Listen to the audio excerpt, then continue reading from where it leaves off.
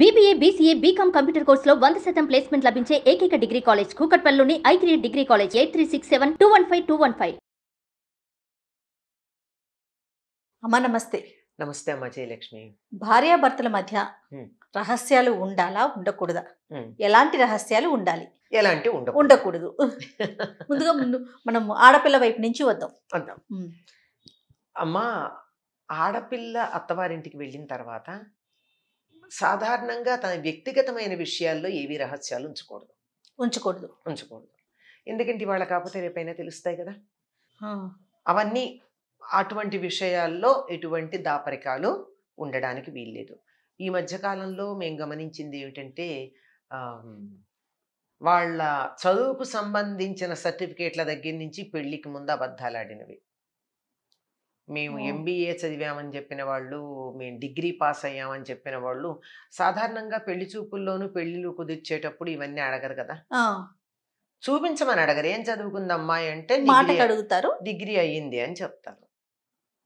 ఇలాంటి చోట్ల తల్లిదండ్రులు ఏదో తొందరగా పెళ్లి చేయాలి అని తాపత్రయపడి చేసేస్తే ఏదో ఒక సందర్భంలో అతి త్వరలో అతను కనుక్కుని చెప్పే లోపల ఈ అమ్మాయి సందర్భం చూసుకుని చెప్పడం వల్ల తప్పేం లేదు. మీరు ఇట్లా అనుకున్నారా అని తెలివిగా మాట్లాడాలి. ఇలాంటి విషయాల్లో ఆడపిల్ల కొన్ని విషయాల్లో తెలివిగా మాట్లాడేటప్పుడు ఇక్కడ కూడా మాట్లాడాలి కదా. అంతే. కొన్నిట్లో బాగా మాట్లాడతారు, అది ఇక్కడ వర్తింపజేసి అది చదివామని చెప్పారు కానివ్వండి, నేను డిగ్రీ వచ్చిందని చెప్పలేదు కదా, జాయిన్ అయ్యాను, పూర్తి చేయలేదు, మీకు అట్లా అర్థమైందా, నేను జాయిన్ అయ్యాననే వాళ్ళు చెప్పారు, డిగ్రీ సర్టిఫికేట్ వచ్చిందని చెప్పలేదు కదా, ఏదో పొరపాటు జరిగింది. ఇట్లా ఇలాంటివి ఎప్పటికన్నా బయటపడేవి, కాగితం మీద ఉండేవి. ఇవి చాలా త్వరలో, వీలైనంత త్వరలో అవతల వ్యక్తికి తెలిసే లోపల తెలియచెప్పాల్సిన అవసరం ఉంది. అంతేగాని తనకి కానీ తన పుట్టింటికి కానీ చెడ్డ పేరు వచ్చేటటువంటివన్నీ బయట పెట్టుకోవాల్సిన అవసరం లేదు. అతి చేదస్థానికి పోయి కొంతమంది మేము చాలా ట్రాన్స్పరెంట్ అని చెప్పి ఈ ట్రాన్స్పరెన్సీలో అక్కర్లేనివి చెప్తారు. అవి తర్వాత ఎంత ఇబ్బందిని కలిగిస్తాయో మనం అర్థం చేసుకోవాల్సి ఉంటుంది. తన పుట్టింటికి సంబంధించిన కొన్ని విషయాల్ని చెప్పకపోవటమే మంచిదంటారా? మంచిదమ్మా. అంటే ఎందుకంటే ఉదాహరణకి ప్రతి కుటుంబంలోనూ ఏదో ఒక చిన్న లోపం ఉండకుండా ఉండదమ్మా, ఏదో ఒకటి ఉంటుంది. ఇది అంటే అందరూ మనకి ఇలా ఐడియల్గా పర్ఫెక్ట్గా మనకి ఇట్లా టైలర్ మేడ్ లాగా ఏ ఫ్యామిలీ ఉండదు. అంతే కదమ్మా. ఏదో ఒకటి ఉంటుంది. ఏదో మా నాన్నగారికి కోపం ఎక్కువ, మా అమ్మ విసుగు ఎక్కువ, అప్పుడప్పుడు మా అమ్మ విసుక్కుంటే మా నాన్నగారు మౌనం పాటిస్తారు. ఇట్లాంటి మాటలు ఎప్పుడైనా చెప్పింది అనుకో అమ్మాయి, ఈ అమ్మాయికి ఎప్పుడైనా విసుకొస్తే నీకు మీ అమ్మ పోలికే వచ్చింది అనేస్తారు. మనకి ఎంత కోపం వచ్చేస్తుందో. ఎంత కోపం. నేనేదో మా అమ్మని గురించి అంత గౌరవంగానే ఉంది కానీ ఏదో ఒక సందర్భంలో చెప్పానే అనుకో, అంత మాత్రాన అనేయాలా? పైగా ఇంకోటి, నాకు కూడా విసుగు ఎక్కువ అనేటటువంటి అభిప్రాయం వాళ్ళకి కలిగిపోతుంది తల్లి వల్ల. చూడండి, అట్లా ఇట్లాంటివి చెప్పకూడదు. సాధారణంగా ఇది ఒక ఉదాహరణ, చాలా క్యాజువల్గా చెప్పేస్తారు ఇవన్నీ. తర్వాత అన్నదమ్ములు, అక్క చెల్లెళ్ళు, వాళ్ళ స్వభావాలు, వాళ్లకు ఉండేటటువంటి లోటుపాట్లు, ప్రతి మనిషిలోనూ మంచి ఎంత ఉంటుందో చెడు కూడా ఉంటుందమ్మా, లేకుండా లేదు. ఎవ్రీ హ్యూమన్ బీయింగ్ ఇంక్లూడింగ్ మీ. అంటే మీ అంటే ఎవరు మాట్లాడుతుంటే వాళ్ళకి ప్రతి వాళ్ళల్లోనూ ఏ ఒక డ్రాబ్యాక్స్ ఉంటాయి. నాకు లేవా? ఉన్నాయి, ప్రతి వాళ్ళకి ఉంటాయి. ఆ ఉన్నటువంటివి నేను నా అక్క చెల్లెళ్ళలోనూ, అన్నదమ్ముల్లోనూ, మేనమామలు, పిన్నులు, బాబాయిలు, అమ్మ, నాన్న, తాత, నాయనమ్మ వీళ్ళన్నా ఉన్నారు కదా, వీళ్ళవన్నీ నేను బయట పెడితే రేపొద్దున ఈ అమ్మాయిలో ఏ ఒక్క చిన్న లోపం ఉన్నా వాళ్ళ నుంచి వచ్చాయని కనెక్షన్ పెడతారు. అంటే వాళ్ళని మనం తిట్టించినట్టు అయ్యామా లేదా? నిజానికి ఈ స్వభావం ఇక్కడికి వచ్చిన తర్వాత వీళ్ళ వల్ల వచ్చి ఉండొచ్చు, కానీ కనెక్షన్ ఎక్కడికి ఎడుతోంది? అక్కడికి ఎడుతోంది. తర్వాత ఆ ఇంట్లో పెత్తనం చేసేటటువంటి అవకాశం కూడా వస్తుంది వీళ్ళకి. అన్నదమ్ములు దెబ్బలాడుకుంటున్నారని చెప్పింది అనుకో అమ్మాయి, వీలైనప్పుడల్లా వాళ్ళిద్దరి మధ్య మేము సయోధ్య కుదురుస్తామని వెళ్ళి తలదూర్చి అప్పటి వరకు ఇంత ఉన్న అభిప్రాయ భేదం అంత అవుతుంది. గోటితో పోయేదని గొడ్డల దాకా ఏ అభిప్రాయ భేదాలు ఎవరికి ఉండవు? అప్పుడప్పుడు నాకే ఉంటాయి. నా ఒక్కదానికే పొద్దునున్న అభిప్రాయానికి మధ్యాహ్నం అభిప్రాయానికి తేడా ఉంటుంది. అయ్యో పొద్దున ఇట్లా అనుకున్నాను, ఇది బాగాలేదు, ఇప్పుడు ఇట్లా మళ్ళీ రాత్రికి వచ్చేప్పుడు అసలు ఆ పొద్దున మధ్యాహ్నం అనుకున్న ఆలోచనలు నాకు సరైనవి కాదు, I'm a pool to think like that అనుకుంటా. ఇదే ఇంకోళ్ళ గురించి అయితే my brother is a fool to think like that అని చెప్పాను అనుకో మా హస్బెండ్కి, ఏమవుతుంది? అతని మీద, ఆ బ్రదర్ మీద ఉన్న రెస్పెక్ట్ మొత్తం పోతుంది. పోతుంది కదా. పైగా ఇవన్నీ ఎట్లా ఉంటాయంటే నెగిటివ్ పాయింట్స్ రిజిస్టర్ అయినట్టు వాళ్ళల్లో ఉన్న పాజిటివ్ పాయింట్స్ రిజిస్టర్ అవ్వవు. ఇన్ని చెప్పినా కానీ మనిషి మనస్తత్వం అమ్మ, చెడుకు ఆకర్షణ ఎక్కువ, అలా తలతలా మెరుస్తూ ఉంటుంది ఆ రంగులు. అవును. మంచేమో సాఫ్ట్గా సోబర్గా సౌమ్యంగా ఉంటుంది. అందువల్ల ఇది ఆకర్షించదు. శాశ్వతంగా ఉండేది ఇదే, కానీ ఆకర్షణ మాత్రం దానికి. అందువల్ల ఈ ఆకర్షణ కారణంగా ఆ చెడు లక్షణాలు మనస్సులో పడిపోయి ఇవన్నీ వాళ్ళ మనస్సులో ఉండిపోయి అత్తగారు అంటేనే అత్తగారిల్లు, అత్తగారు అంటే మదర్ ఇల్లు అని కదా, అక్కడ అత్తవారిల్లు అనగానే అక్కడ ఉండేటటువంటి వ్యక్తుల మీద ఒక చిన్న చూపు, దురభిప్రాయం ఉంటుంది. ఆ చిన్న చూపు వల్ల ప్రతి దాంట్లోనూ బయటపడుతూ ఉంటుంది. అందులో ఈ మగపిల్లలకి ఇంకా మన దేశంలో ఇంతో అంతో ఆ పురుషాహంకారం పోల. అవును. మేము మగపెళ్లి వారం అనేటటువంటి అభిప్రాయం మగపిల్లవాడి తల్లికి తన ఆడదయ్యుండి కూడా ఉంటుంది.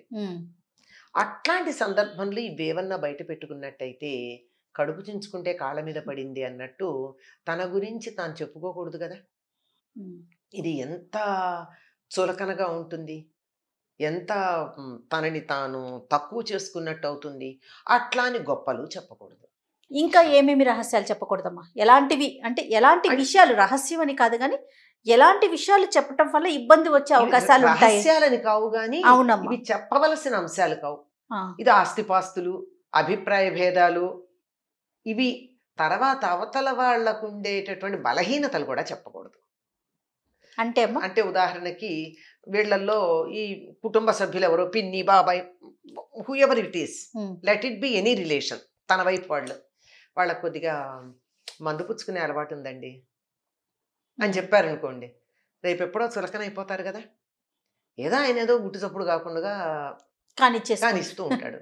లేదు మా ఇంకొకళ్ళకి ఎవరికో ఆడవాళ్ళని చూస్తే కాస్త ఆగలేడండి,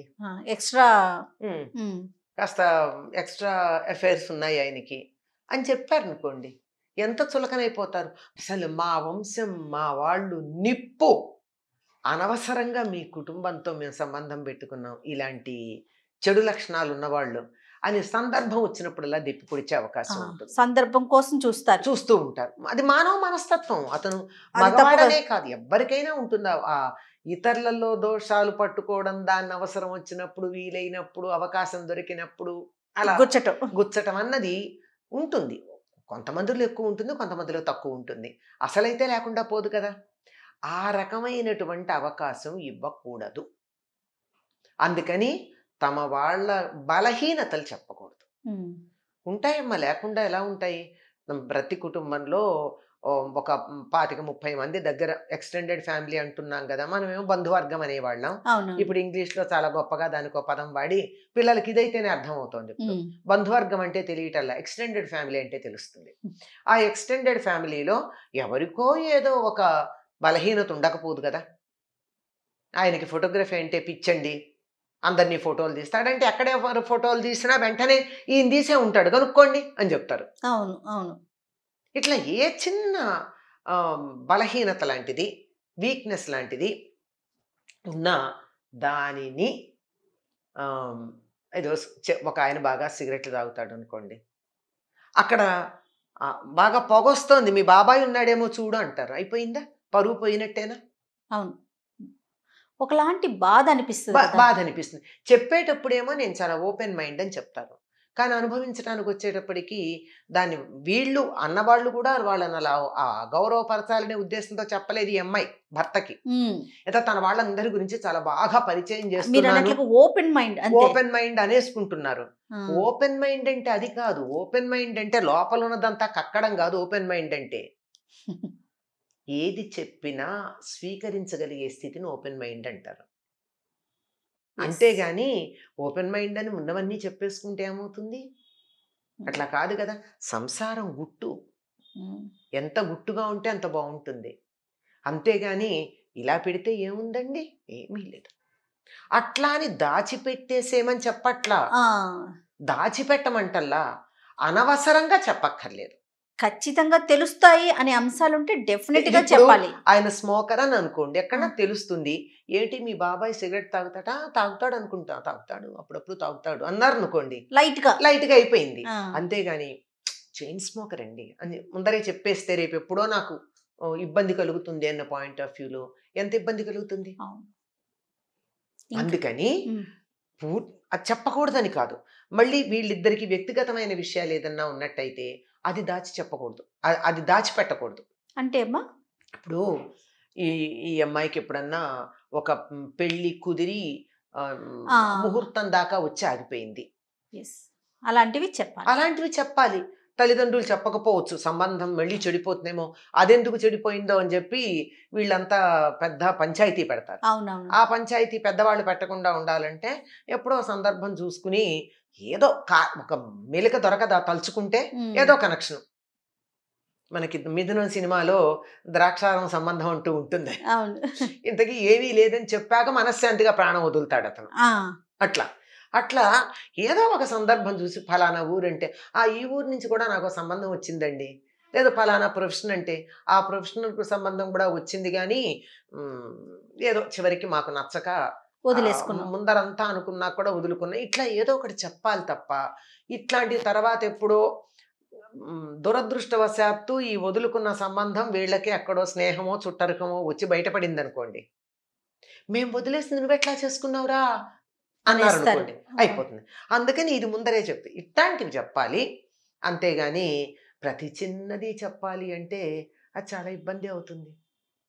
ఆ దాచిపెట్టకూడదు, అట్లా అని మరీ విరచిమ్మకూడదు. ఉమ్. సందర్భానుసారం. సందర్భానుసారంగా ఏది విచక్షణ జ్ఞానం కొద్దిగా ఉపయోగించుకోవాలి. ముఖ్యంగా పుట్టింటి వాళ్ళ గురించి వాళ్ళల్లో ఉన్న లోటుపాట్లు పొరపాటును కూడా చెప్పకూడదు. ఉండకుండా ఉండవు, కానీ చెప్పకూడదు. నమస్తే అమ్మా. నమస్తే అమ్మా.